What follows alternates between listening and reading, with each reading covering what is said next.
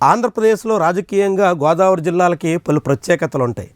ఆ జిల్లాల్లో అడపాదడప కులాలు ఇతర విద్వేషాలు రాజుకున్నప్పటికీ రాజకీయ రౌడీయిజం మాత్రం చాలా నామమాత్రంగా ఉంటుంది.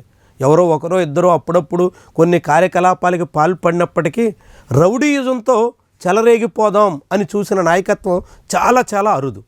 అలాంటి సమయంలో ప్రస్తుతం రాష్ట్ర క్యాబినెట్లో మంత్రిగా ఉన్న వాసంశెట్టి సుభాష్ చెలరేగిపోతున్నారు. ఆయన అనుచరులు రెచ్చిపోతున్నారు. ఇదేచ్ఛగా వీరంగం చేస్తున్నారు, రౌడీయిజం నడుపుతున్నారు. ఆయన ప్రాతినిధ్యం వహిస్తున్న రామచంద్రాపురం అసెంబ్లీ నియోజకవర్గంతో పాటుగా ఆయన సొంత ప్రాంతం అమలాపురంలో కూడా ఇప్పుడు ఇష్టారాజ్యంగా సాగుతున్నారు. దళితుల మీద దాడి చేస్తున్నటువంటి వీడియో ఇప్పుడు బహిరంగంగా వెలుగులోకి వచ్చింది, చాలా వైరల్ అవుతోంది. ఇది వాసంశెట్టి సుభాష్ అనుచరులు ఏ రీతిన చెలరేగిపోతున్నారో చాటి చెబుతున్నటువంటి వీడియో. ఇట్లా రౌడీయిజంతో ఎదుటి వాళ్ళని అణిచివేద్దాం, ఎదుటి వాళ్ళ మీద ఎంత విధ్వంసమైనా సాగిద్దాం అనేటువంటి పంద గోదావరి వాసులు సహించరు. అయినప్పటికీ కూడా వాసంశెట్టి సుభాష్ అనుచరులు ఇప్పుడు అధికారం ఉందనేటువంటి కాంక్షతో ఇదేచ్ఛగా సాగుతున్నారు. గతంలో పినిపే విశ్వరూప్ తనయుడు ఇదే పద్ధతిని అనుసరించారు అన్నది సుభాష్ అండ్కో ప్రధానమైనటువంటి ఆరోపణ. పినిపే విశ్వరూప్ తనయుడు సాగించినటువంటి రౌడీయిజాన్ని అడ్డుకోవడం వల్లే మమ్మల్ని పార్టీ నుంచి దూరం పెట్టారు అంటూ అప్పట్లో మాట్లాడుకొచ్చారు.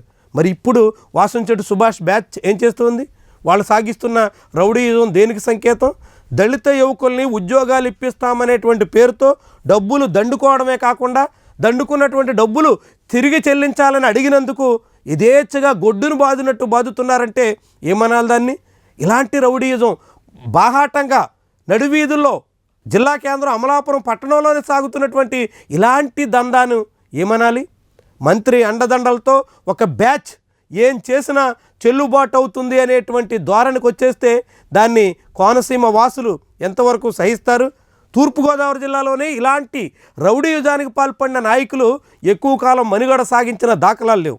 ఇప్పుడు వాసంశెట్టి సుభాష్ అట్లాంటి రౌడీయుజాన్నే ఆయుధంగా అస్త్రంగా మలుచుకుని ముందుకు సాగాలనుకుంటే రాజకీయంగా ఆయనకి చాలా చాలా పెద్ద చిక్కులు తప్పని పరిస్థితి ఎదురవుతుంది. ఇప్పటికే తన సొంత మంత్రిత్వ శాఖలో పట్టు సాధించలేకపోతున్నారని, ఇన్ఛార్జ్ మంత్రిగా ఉన్న కృష్ణా జిల్లాలో పార్టీ వ్యవహారాలను ఏమాత్రం చక్కదిద్దలేకపోతున్నారని ఆయన మీద ముఖ్యమంత్రి తీవ్ర అసంతృప్తితో ఉన్నారు. టీడీపీ అధిష్టానం ఆగ్రహంగా ఉంది.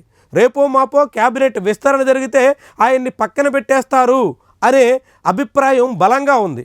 ఇలాంటి తరుణంలో మంత్రిగా తన శాఖలో తన వ్యవహారాల వరకు బిజీగా గడుపుతూ పట్టు సాధించి తన అధిష్టానం మెప్పు పొందాల్సినటువంటి నాయకుడు అందుకు విరుద్ధంగా ఏదో అధికారం అందింది కదా అనేటువంటి రీతిలో సాగిపోతున్నటువంటి ధోరణి ప్రభుత్వ వ్యతిరేకతను కొని తెచ్చుకుంటున్నట్టుగా కనిపిస్తుంది. వాసంశెట్టి సుభాష్ లాంటి ఒక యంగ్ లీడర్ తన భౌతవ్యాన్ని తానే సేజేతులా కాల రాచుకుంటున్నారా అనే అనుమానం బలపడుతోంది. ఎందుకంటే ఆయన వాస్తవానికి రామచంద్రాపురం వాసి కాకపోయినా రాష్ట్ర వ్యాప్తంగా వీచిన సానుకూల పవనాలతో ఆయన అనూహ్యంగా గట్టెక్కేశారు.